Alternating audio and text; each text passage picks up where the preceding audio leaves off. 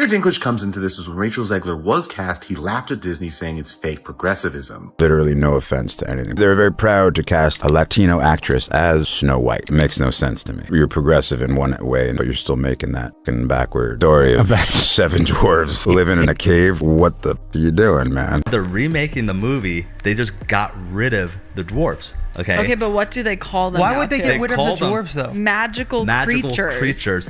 Because right now there's more dwarves on this podcast than there are in the new Snow White movie. And that's probably due to Peter Dinklage. Yep. Rachel Zegler, once hailed as Hollywood's next big thing, suddenly found herself entangled in what many now call the Snow White disaster. That label sums up a tidal wave of backlash, failed test screenings, behind-the-scenes tension, and widespread controversy that nearly drowned Disney's live-action remake. The argument should have been from Peter Dinklage. There's power of being on TV. There's power of television. And to put 7 people with dwarfism on camera in a major Disney movie, there's still power there. If the story is offensive, change the story. Don't change the characters. But now, a surprising new twist has emerged. Insiders claim Zegler is privately pointing fingers at none other than Peter Dinklage for making things worse. And just like that, the internet has been reignited with debate. Could Dinklage really be at the root of the chaos? Why would Zegler single him out? And is this just another symptom of Hollywood's struggle to reinvent its fairy tale legacy? Said it's now being reported they won't be little people and will be called the 7 Bandits instead, which has fans outraged. The $200 million budget, this is likely going to fail and cost Disney $100 million. With that, I'm Charles Pearl. Subscribe to learn something. Long before the film's debut, the entire project was already steeped in drama. Disney proudly announced its plan to reimagine the classic tale for modern audiences, promising to update what it saw as outdated themes from the original 1937 animated film. At first, fans were cautiously optimistic. Casting Zegler as Snow White sparked immediate discussion. Some celebrated it as a win for inclusivity. Others feared Disney was about to take too many creative liberties with a beloved story. We are now at a 1 out of 10 on IMDb for the new Snow White, and it couldn't happen to a better person.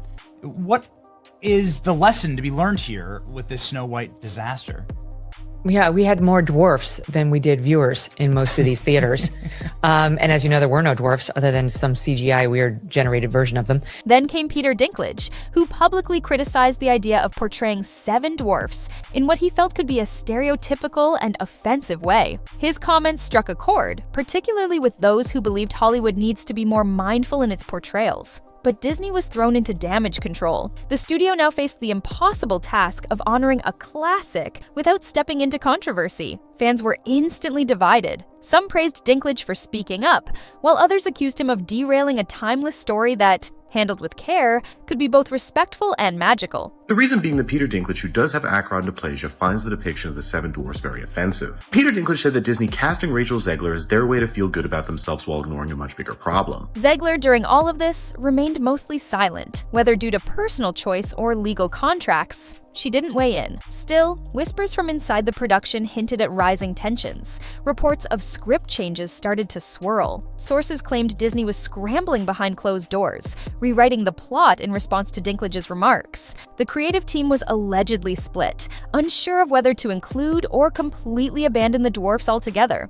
I haven't seen it yet, have you? I have not. I don't have plans to see it. It sounds terrible. It just sounds awful. And right in the middle of the storm stood Zegler, locked into a role while the story around her kept changing. As filming neared completion, reports of chaotic editing and a muddled storyline began to surface. Early test audiences gave lukewarm responses, describing the film as emotionally disjointed. Many felt certain scenes were awkwardly tailored to modern sensibilities, not in a natural or thoughtful way, but with a heavy hand that clashed with the timeless charm of the original. The fact that this film is completely falling apart, we're going to take a look at how bad this movie is actually doing in the box office, because it is hilariously bad. It is a complete and total humiliation for Disney. And like I said, they deserve it all, okay? For a story as iconic as Snow White, this wasn't just disappointing, it was alarming. Meanwhile, internal chatter suggested that the creative team was far from unified. Some reportedly pushed for a classic, faithful approach.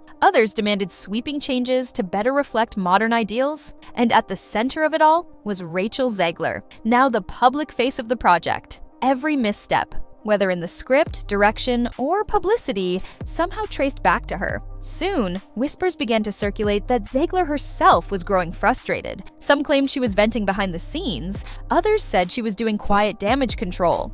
Do these orgies of CGI animation, recycling in a loveless format, the exact same, now every story is the same story about, again, a kick-ass female protagonist. Like, what, it's just so formulaic and rote and done without any love or originality whatsoever. I think that's the problem. One wild rumor even alleged legal trouble following a supposed on-set confrontation. While nothing was ever confirmed, the endless stream of speculation kept dragging the film's reputation down. Disney attempted a public pivot, trying to reframe the narrative, but nearly every move seemed to invite more criticism. Even longtime Disney loyalists started calling the film a miscalculation, and critics were merciless, pointing to it as a textbook example of failed modern storytelling. By the time the film edged closer to release, the surrounding negativity had reached a boiling point. Dinklage's earlier remarks about the dwarfs still lingered in the public conversation, subtly shaping how people viewed the film's intentions. Some praised him for sparking a necessary dialogue about inclusivity. Others believed his comments unintentionally triggered a creative overcorrection that left the movie feeling incoherent. When you are in these kinds of roles, it is a privilege, and you actually have some contractual obligations that you're supposed to be doing no harm, and in fact, above doing no harm, adding value to elevating this artwork that you've put together with a whole army of people who, dedicate their lives to it. So I understand where the criticisms are coming from. Rachel Zegler took the brunt of the fallout. As the lead, she became the easiest target for those disillusioned by what they saw as a chaotic and misguided adaptation. The term Snow White disaster gained traction, turning into a shorthand for everything that went wrong, from the studio infighting and uninspired writing to the divisive marketing and underwhelming reviews. Once that label stuck, it was nearly impossible to shake. Headlines proclaimed that Disney's reimagining was doomed, buried under the weight of its own ambition. Every time Zegler posted on social media or appeared in public, fans analyzed her words and expressions, searching for signs of regret or hints of defiance. I really hope that I have a similar heart to hers. She has this beautiful, unending kindness and positive outlook towards the world and the world around us. I wish I could be as positive as she is at times. That's certainly a difference we have, but I think it's a very human thing to not always see the bright side. But that is part of the beauty of Snow White. It has been for 88 years now that she just sees the good in everyone and everything. And I hope that I and so many people who watch this film can embody that as well. Online, the audience was split. Some believed the film still had hope, while others had already written it off as a lost cause. Amid the growing chaos, speculation started swirling about how Disney might quietly distance itself from the unfolding disaster. Some fans theorized that the studio could fast-track a fresh adaptation, one that would sidestep the embattled version entirely. Whispers even suggested a brand new cast, director, and creative vision. That's when Jenna Ortega's name surged online as a fan favorite replacement. Known for her range, sharp comedic instincts, and emotional depth, Ortega was seen as a perfect fit, especially if the new script could strike a modern tone without feeling like a forced lecture. The mere idea of Ortega taking on the role reignited fan excitement.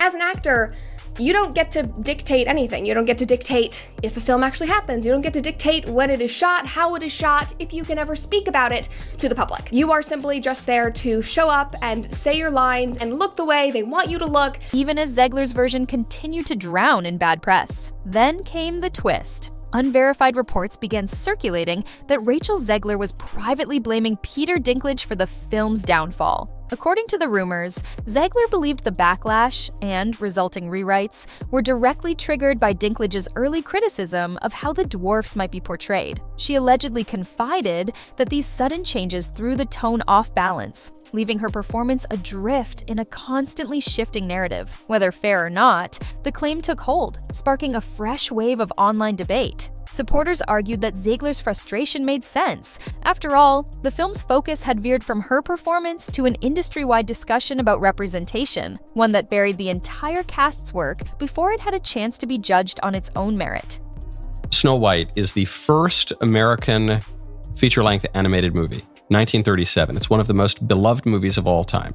But others pushed back, saying the issues ran deeper than dwarf representation. The film, they argued, suffered from clunky tonal shifts, overly preachy themes, and a missing spark of fairy tale magic. Dinklage may have lit the match, but he wasn't the fire. Industry voices mostly dismissed the blame game. While no one denied that tensions ran high, insiders warned against reducing the film's collapse to one person's comment. Still, the narrative of Zegler versus Dinklage refused to die. Some pointed to Dinklage's history of challenging Hollywood's norms, saying it wouldn't be surprising if his critique had a ripple effect. On the original production, I was scared of it. Oh, it was so weird. It was a stalker. Like, I feel like if you are taking on the most iconic Disney role ever, genuinely, like this was the most prolific Disney film, I feel like you should kind of have some sort of reverence for the original production. If the studio panicked and overcorrected, that could have easily snowballed into the mess we now see. In that context, Zegler blaming him didn't seem entirely far-fetched to those who had followed the story from the start.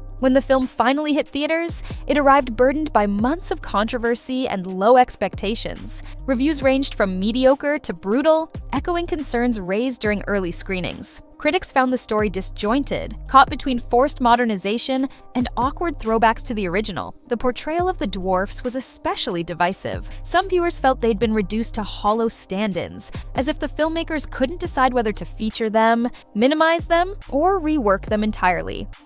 She's also just a spoiled, entitled, narcissistic brat who was perfectly willing, because she's not well, she might be stupid, but she's not so dumb that she didn't realize that by, for example, coming out and saying that all Trump supporters deserve to suffer for like, she's smart enough to know that, of course, that's going to upset a large portion of the potential audience for this project that I'm on.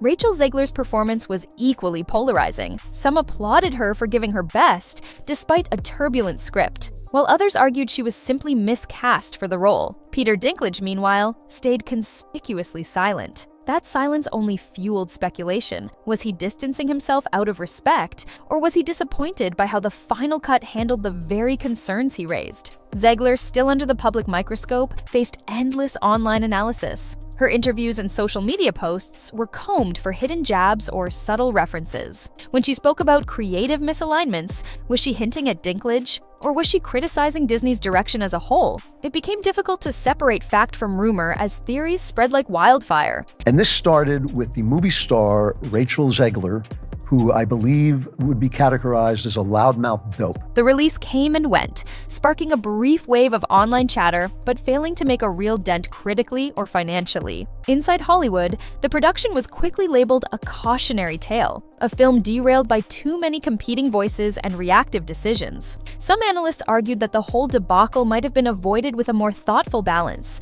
a faithful retelling with carefully integrated modern updates. Instead, after Dinklage's remarks went viral, Disney seemed to go into overdrive, rushing to prove its progressive credentials. That panic, many believe, is what ultimately doomed the project. God forbid a woman dream about true love. We're all just sitting around here, maybe I could be president one day. I hate men, I just want to be president. That screams Disney princess. Oh my God, I'm literally getting enraged. Once again, I feel like I'm back in 2022. Soon after the lukewarm release, rumors resurfaced that Disney was quietly plotting a full reset. A second attempt, new writers, new direction, and, predictably, Jenna Ortega's name came up once again. The internet lit up with speculation, though many fans had already grown weary. Some questioned whether Disney's obsession with reboots was doing more damage than good. Others still hoped that with the right approach, the magic could be recaptured. But even as talk of a reboot grew louder, one rumor refused to fade: that Rachel Zegler had privately confided how Peter Dinklage's comments had placed an unfair burden on her shoulders. And Disney has canceled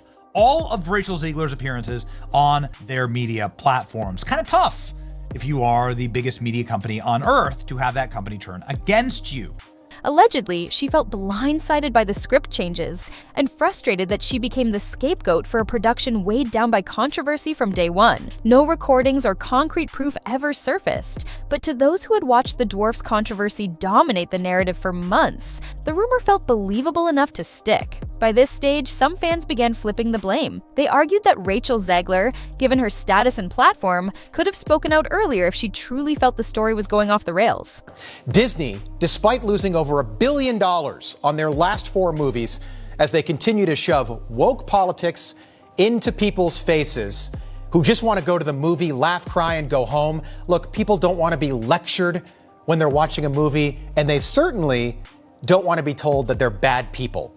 But that's what Disney continues to do. While Peter Dinklage's comments stirred the pot, critics pointed out that the film had deeper flaws. Messy pacing, muddled characters, and clunky messaging that had little to do with dwarfs at all. Still, Zegler's rumored belief that his remarks derailed the production created a convenient scapegoat for those seeking a clear-cut cause behind the chaos. Disney, for its part, stayed silent. The studio stuck to its usual strategy: avoid the noise and wait for the public to move on. Eventually, the Snow White saga might fade into history as just another remake misstep, but the persistent rumor that Zegler blamed Dinklage gave the story unusual staying power.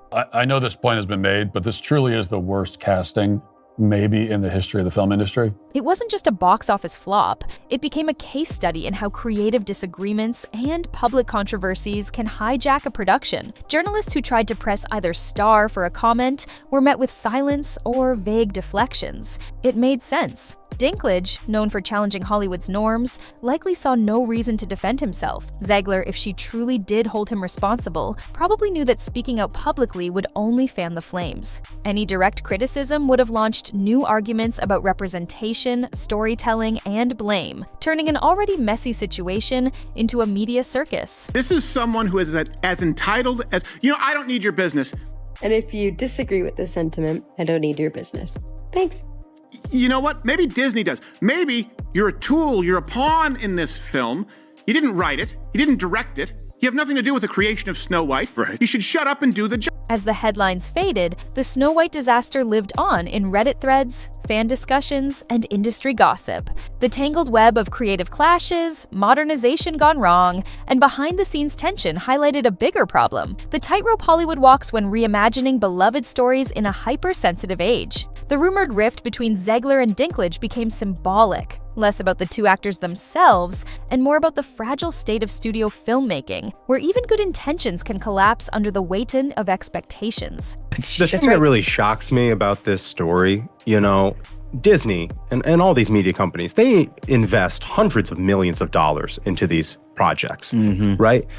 Have they ever thought about maybe like a little bit of vulnerability study, opposition research, that sort of thing before you go and hire some Zoomer who's a lunatic? In the months that followed, as Disney rolled out other films across theaters and streaming platforms, comparisons to Snow White became inevitable. Every time a new remake was released, the shadow of the fiasco loomed large. If a project successfully blended modern themes with classic charm, headlines praised it as a sign the studio had learned from the Snow White disaster. If a remake stumbled, critics would sigh, "Here we go again." The fallout from the production stretched far beyond its own box office performance. It became a cultural yardstick for what not to do. For Rachel Zegler, that shadow was inescapable. The film became a defining part of her early career. For Peter Dinklage, it was a reminder of how a single comment, meant to raise awareness, could spiral into a massive controversy. While it reaffirmed his status as a key voice on representation, it also showcased how fragile the balance is between advocacy and unintended consequences. So now, as the movie comes out, the two biggest stars in this movie can't stand each other to the point where they can't be in the same room, which forced Disney, in their infinite wisdom, to cut back on doing a formal premiere. Adding to the tension were whispers from within Disney itself. Some insiders reportedly struggled with whether to continue backing the project publicly or let it quietly fade away. There were claims that the studio's marketing team attempted a soft reframe, highlighting the film's themes of empowerment and inclusivity, but by then, the damage was already done. Calling it a disaster had become second nature in media circles. Any attempt at repositioning was drowned out by early leaks, test screening reactions, and months of relentless online debate. For Zegler's supporters, the rumor that she blamed Dinklage was both compelling and uncomfortable. They understood the instinct to trace the chaos to a single moment, but also recognized the deeper issues that plagued the production: a shaky script, an inconsistent tone, and uncertainty about how to modernize a beloved fairy tale without alienating its fan base. Blaming Dinklage alone risked oversimplifying what had clearly been a storm of creative misfires. Yet, the rumor persisted. In Hollywood, whenever a big-budget project crashes, the blame game is never far behind. It's possible that Zegler, still early in her stardom, felt overwhelmed by the backlash. Kind of a Disney magic that had depth, that had absolute, it was riveting, and it's based, of course, on a Brothers Grimm story.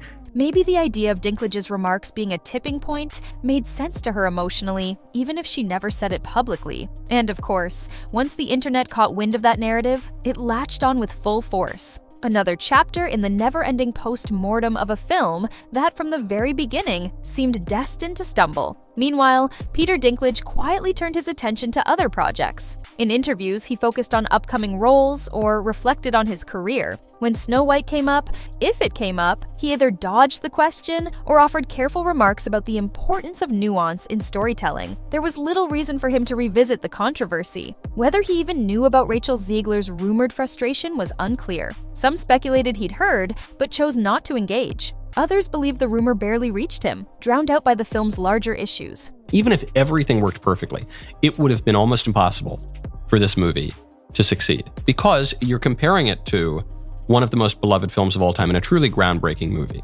The fiasco also reignited conversations about the future of Disney's live-action remakes. For years, the studio had leaned on nostalgia, repackaging animated classics with A-list casts and polished effects. Some worked commercially, even if critics were lukewarm. Others faded into obscurity. But Snow White was different. As Disney's first animated feature from 1937, it wasn't just a remake, it was a cornerstone of the company's legacy. Altering such a foundational film carried weight. If Dinklage's critique triggered a frantic creative shift, and that shift muddled the narrative, the situation showed just how fragile these modernizations can be. Online, debates raged over whether Dinklage's original comments had merit. Many praised him for spotlighting representation concerns that might have gone ignored. Others felt Disney should have anticipated such criticism and planned accordingly, instead of making rushed changes midstream. For Zegler's fans, the alleged blame she cast on Dinklage was either waved off as internet gossip or seen as a human reaction to a collapsing production. Though she never publicly confirmed any such accusation, the rumor alone was enough to keep social media buzzing. In the end, the Snow White meltdown wasn't caused by one person or one decision. It was a perfect storm, clashing visions, tonal confusion, the pressure to modernize without alienating tradition, and the high expectations that come with every Disney release. The rumored tension between Zegler and Dinklage became a symbol of something bigger, a film that couldn't find its footing. Instead of blending old and new with care, it wobbled between nostalgia and overcorrection, ultimately pleasing no one. In time, the Snow White fiasco may serve as a cautionary tale for studios attempting to modernize cherished classics. It also stands as a reminder to actors that external commentary, whether their own or someone else's, can ripple through a production in unpredictable ways. If the rumors are true, Rachel Zegler learned that lesson the hard way. And if they're not, it still shows how online speculation alone can shape public perception of behind-the-scenes drama. Either way, the idea that Zegler may have blamed Peter Dinklage added yet another dimension to a saga already full of creative clashes, cultural debate, and personal frustration. In addition to that, there was already an uproar about her being cast as Snow White because she is not Caucasian, she is a Latina, she is half Colombian, and so people were like, why were you cast in the first place? We just had a black Little Mermaid, now we're having a Latina Snow White, and she is literally called Snow White. This doesn't make sense. As the entertainment industry moves forward, new controversies will inevitably arise. But Snow White has already earned its place as a benchmark for what can go wrong with a remake. Should Jenna Ortega, or any other actress, step into the role down the line, she'll be doing so in the long shadow of this failed version, under the watchful eye of fans hoping Disney has learned from its mistakes. Whether or not Zegler truly held Dinklage responsible, the rumor has become part of the lore, symbolizing how easily progressive intentions can be derailed by poor execution. But this isn't just a story about two actors. It reflects a broader conflict between legacy and modern values, between fan expectations and studio strategy, and between an actor's performance and the noise surrounding it. Snow White deserved a thoughtful, measured update for a new generation. Instead, it became tangled in controversy and creative confusion, ultimately leading to a film many viewed as a missed opportunity. Zegler's alleged frustration with Dinklage is simply a human face on a production unraveling under too many pressures and not enough unity. There's no tidy conclusion. Disney may have quietly absorbed the fallout, but only time will tell if its future remakes are more cohesive. If you're a studio, if you're a director, if you're a casting director, you've got to think twice or three times before hiring her. Listen, Zegler has moved on, working to establish a career beyond the shadow of a film infamous before it even opened. Dinklage, for his part, remains a respected voice in Hollywood, unafraid to speak up even when it's uncomfortable. And the rest of us are left to dissect what went wrong. The idea that Zegler blamed Dinklage is just one intriguing thread, unconfirmed yet believable, fitting for a production that felt like it was never quite in sync. In the end, Snow White reminded Hollywood of a hard truth. No amount of brand power can rescue a film without a clear, unified vision. When the source material is legendary, every misstep gets magnified. The result here? A film bogged down by confusion, criticism, and controversy. Whether or not Zegler truly pointed fingers, the entire episode reveals how fragile the filmmaking process can be, especially when the story being told carries the weight of history, identity, and a deeply divided audience.